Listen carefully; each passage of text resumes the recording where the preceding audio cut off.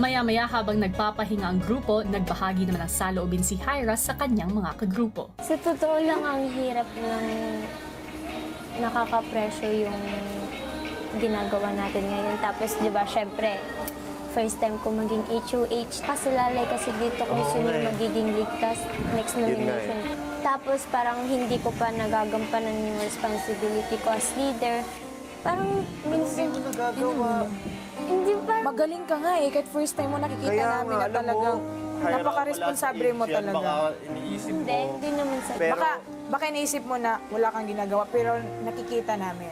Nakikita namin kung ano, di ba, Ralph? Nakikita namin. Nag-worry lang ako kasi parang baka hindi ako nagiging ayos na leader, gano'n.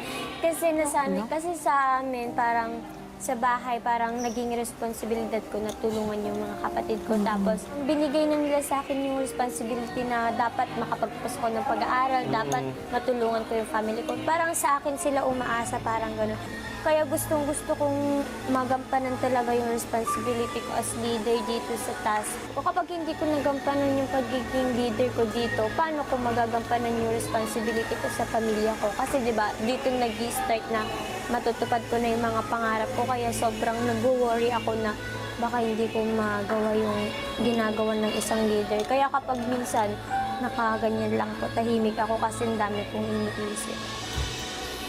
Ayan natin. Ano lang natin, ha? Yun lang. Go lang.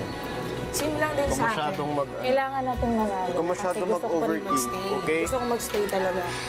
Sobrang nakakatuwa lang, parang nakaka-proud lang na kayo yung kagroup ko. Sobrang thankful ako na kayo yung Kaya kaya pinili. natin to. Huwag ka na masyadong mag-overthink, okay?